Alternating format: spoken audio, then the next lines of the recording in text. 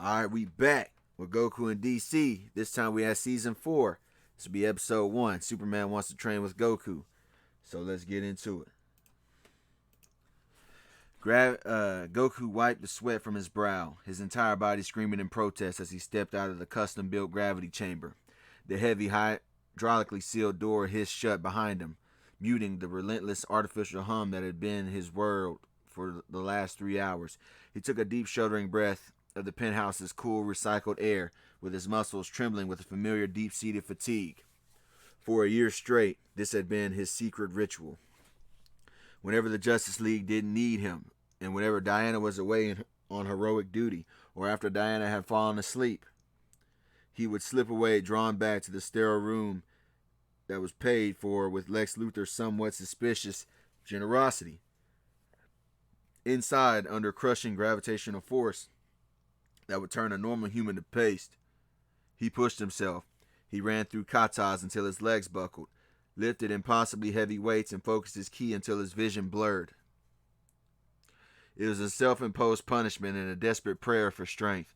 Each drop of sweat felt like a tribute to those he'd failed, a penance for Terra's sacrifice, and a vow that he would never again be too slow to protect someone like Robin when he was away.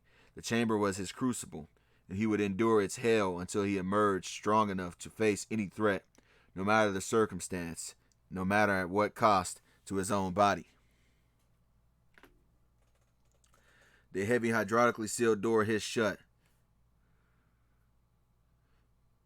Goku stepped out, his body screaming in protest. He braced himself against the cool metal frame, every muscle fiber trembling with a deep cellular fatigue. His gi was soaked through, even though he had just put it back on, and his breath came in ragged gulps as he read the digital display. Gravity level, 300 times. Session complete. For a year straight, this had been his secret ritual, his self-imposed penance funded by the smartest man on Earth. It was a hell of his own making, a crucible where he forged his body and spirit against an invisible, crushing weight. A slow, measured clapping broke the silence. Goku didn't need to sense the energy signature. The smug, calculated applause was signature enough. Magnificent! Lex Luthor's voice echoed through the vast, sterile training hall. He stood near the entrance, impeccably dressed in a tailored suit with a purple tie, a stark contrast to Goku's battered and sweat-soaked state. A whopping 300 times gravity. And to think, a year ago you struggled at a mere 20. Your growth is exponential. It defies every known law of biology and physics. We crank this gravity up enough and we might create a black hole. We wouldn't want that, would we? Goku straightened up, using the back of his hand to wipe the sweat from off his brow. He was wary of Lex. Always had been.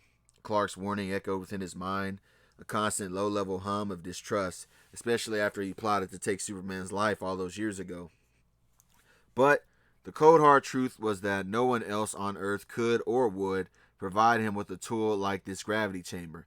The Justice League preferred monitored, safe training protocols. Lex offered brutal, unprecedented results, completely dismissing safety altogether, which Goku liked. Thanks, Lex, Goku said, his voice hoarse. The chamber's working great. I can feel myself getting stronger every day. Of course it is, Lex replied, a predatory smile playing on his lips, as he gestured to the monstrous machine. I built it, after all. My engineers and I can keep enhancing it, pushing the limits as long as you can. But such advancements require significant investment. Goku's guard went up, a subtle tightening in his shoulders. What kind of investment? Nothing too arduous, I assure you, Lex said, waving a dismissive hand. In 1 month's time, I am hosting a gala here in Metropolis, a celebration of human potential and technological advancements and achievements. Your presence would be invaluable. Consider it a personal favor to the man who keeps your training on the cutting edge. Goku frowned, his mind racing. Parties, suits, and small talk were his personal version of hell. A different kind of battle he was ill-equipped to fight. A party? Lex, you know I'm not good at that stuff. What's it really for anyway? Lex's smile didn't falter. It's for public relations, of course. For showing the world that powerful beings like yourself can be civilized. Your brother and his Cape colleagues often view my events with suspicion, so your attendance would demonstrate a bridge between our worlds. So, do we have an agreement? Goku let out a long breath. He hated the games, the politics, but the chamber was the key to being ready for the next Vegeta, or the threat like Frieza that was still out there. And some of these threats could possibly take everything from him, and protecting Diana, his friends in this world, was all that really mattered to him. All right, Lex, Goku agreed, a hint of reluctance in his voice. I'll be there, but no speeches from me, okay? Wouldn't dream of it, my friend, Lex said, his smile finally reaching his eyes, cold and triumphant. Wouldn't dream of it. Goku touched down softly in the central courtyard of the League of Assassins after he had left Lex's headquarters. He was at the League of Assassins stronghold, the familiar scent of cold mountain air and ancient stone filling his lungs. He expected the space to be empty, reserved for his solitary meditation or a late-night snack. Instead, he found Diana. She was seated on a stone bench, not in her battle regalia, but in a simple tunic with leggings. Yeah, I didn't feel like drawing. I didn't feel like making that. Sorry about that. A thick wooden blanket wrapped around her shoulders. She was gazing up at the stars, but her usual posture of unwavering strength was softened by a slight slump, a rare invulnerability that immediately set off alarms within Goku's head. Diana, he said, his voice cutting through the quiet night. He approached his training fatigue, forgotten. I'm surprised to see you back so early. I figured you'd be halfway across the world by now, stopping a bomb threat or something. Diana turned, and even in the dim light he could see the pallor of her skin and a subtle tightness around her eyes that spoke of a deep discomfort. She offered him a soft, weary smile, a feeble imitation of her usual radiant warmth. I had intended to, she began, her voice lacking its typical commanding resonance. But I find my focus wavering today. My body is not fully cooperating as it should. Goku was at her side within an instant, crouching down to her eye level, his brow furrowed with genuine concern. What's wrong? Are you hurt? Did something happen on a mission? The questions tumbled out, his mind already racing through potential enemies or toxins that could have affected the Amazon. Seeing the immediate storm of worry on his face, Diana reached out and placed a calming hand on his arm. No, my love, it is nothing so dire. No battle wound, no villain's plot. It's just a weird feeling. Aches with a slight fever. I think it is some type of human ailment that I've caught in man's world, I believe. Something my body is still learning to process fully. She tried to wave it off, her warrior's pride showing through. Do not trouble yourself. I will be fine. After some rest, and it is unbecoming of a warrior to complain of a mere chill. But Goku didn't move. He looked at her. This champion of Themyscira who faced down aliens and monsters without flinching was now brought low by some seemingly common sickness. A strange protective warmth swelled in his chest, mingling with his own concern. He gently pressed the back of his hand to her forehead, feeling the telltale see if he could feel any heat, because he remembered from his own childhood fevers under his mother Kent's care. You don't have to be a warrior all the time with me, he said, his voice uncharacteristically gentle. Especially not now. If you're not feeling good, that's all that matters. Let me get you some of that Themyscirian tea you like. You shouldn't be out here in the cold. His simple, direct care was a different kind of strength. One meant not for breaking enemies, but for holding the loved ones together. Holding a loved one together. Before Diana could protest his mother hinting, a familiar steady voice cut through the mountain air. Bruce said I might find you here. Goku turned to see his older brother Clark touching down silently at the edge of the courtyard. He was in the full Superman regalia, his cape flowing gently in a night breeze. His presence was both comforting and, given the late hour and private moment, immediately signaling something was important. Clark? Goku said, a genuine smile breaking through his concern for Diana. What's up?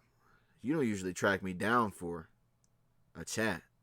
At this hour. Superman's gaze was warm but serious, his eyes flicking briefly to Diana, noting her pallor, with a slight sympathetic nod before returning to Goku. I wish it was just a chat, but I need your help with something, Goku. Goku's initial excitement at Clark's request was immediately overshadowed by a wave of concern. He glanced back at Diana, who was still seated on the bench, looking paler in the moonlight. The protective instincts that had flared up moments before roared back to life. Clark, I want to. You know I do, Goku stated, his voice uncharacteristically hesitant. He scratched the back of his head, a clear sign of his internal conflict. But Diana's not feeling so good. I can't just leave her alone like this. Maybe we can talk about it tomorrow, if she's feeling better. Diana offered him a soft, appreciative smile. His willingness to put her well-being above a thrilling new challenge with his brother touched her deeply. Goku, I am an Amazon. I have endured far worse than a slight fever. Do not let me be the reason you delay aiding your family. But you said your body aches a little bit, right? Goku insisted, crouching down again to be at her level. And you feel a little warm. Ma Ken always said the best thing for a fever is rest and someone to make soup. I should be that someone. Before Diana could gently argue further, a calm, authoritative voice spoke from the shadows of the archway. She will not be alone, little brother. Nissa Al Ghul emerged, her steps silent on the ancient stone. She had a steaming ceramic cup in her hands, the sharp herbal scent of Himalayan tea filling the air. She offered a rare slight smile to Diana before turning her gaze back to Goku. Your concern does you credit, Nissa said, her tone pragmatic, yet not unkind. But you are a warrior, not a nursemaid. Your path is one of strength and conflict. Ours, for tonight at least, is one of quiet care. I have already prepared a restorative draught from our own stores, enhanced with the Amazonian-like herbs that I am familiar with because of your lady's constant visits. Diana will rest in the chambers we have prepared for her, and she will be safe, watched over, and lacking for nothing. You have my word. Goku looked from Nissa's confident assurance to Diana's reassuring nod. The tight knot of worry in his chest loosened. He trusted Nissa. She was fierce and capable, and her care was as precise as her blade work.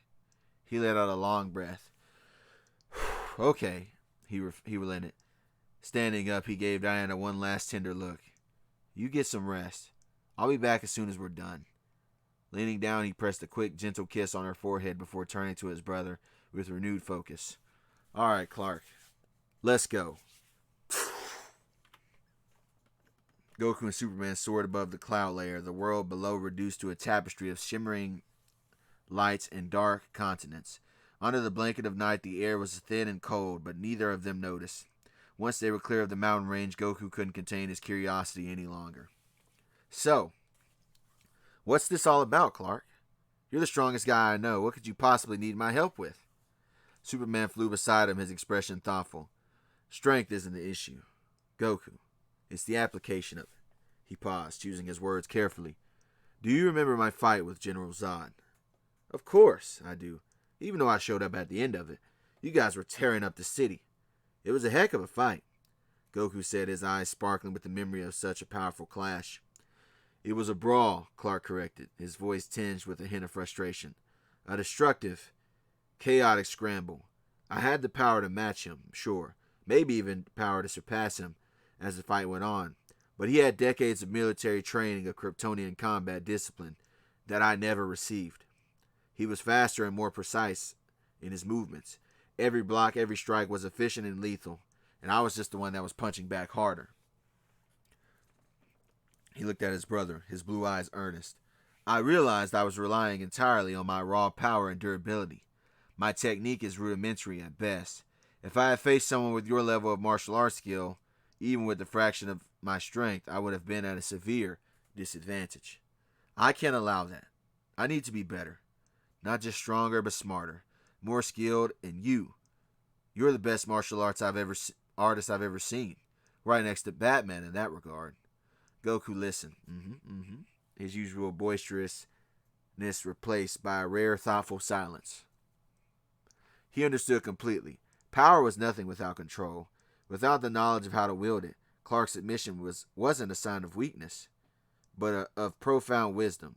It was the same drive that pushed Goku into that gravity chamber day after day. A wide, proud grin spread across his face. I get it. Don't worry, Clark. I know just the place to start.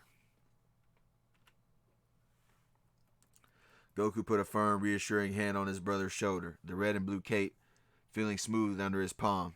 This is going to be great. Clark, you're going to see.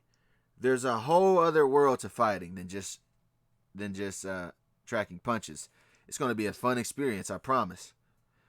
The idea of teaching his incredibly powerful brother, the icon of hope himself, was thrilling. It was a new kind of challenge, and Goku always thrived on those. I know, you've been in scrapes before, Goku continued, his mind already racing ahead. But we need to build you a real foundation from the ground up. And for that, we don't need some fancy alien tech or a magic waterfall. He pointed a finger decisively towards the glittering sprawl of a city on the horizon. We're going to Gotham, or really a place near Gotham. There's a guy there, Ted Grant. He runs a gym. He taught Diana and me about footwork and setting up your shots. He's old school. And he doesn't care who you are or how strong you are. In his ring, you're just another fighter that he can train. It's the perfect place to start. With a confident nod, Goku shot forward, a streak of orange against the dark sky. Come on, Clark. Your lesson starts now. So that's where we're going to end it on this one, man. Let me know what you guys think. Just setting it up, setting up something light for the season that's to come. Catch you guys on the next one. Be sure you like, comment, subscribe. Also, I got super chats now if you want to make a donation to the channel. It'll always go to improving this content. Anyways, I'll catch you on the next one. Peace.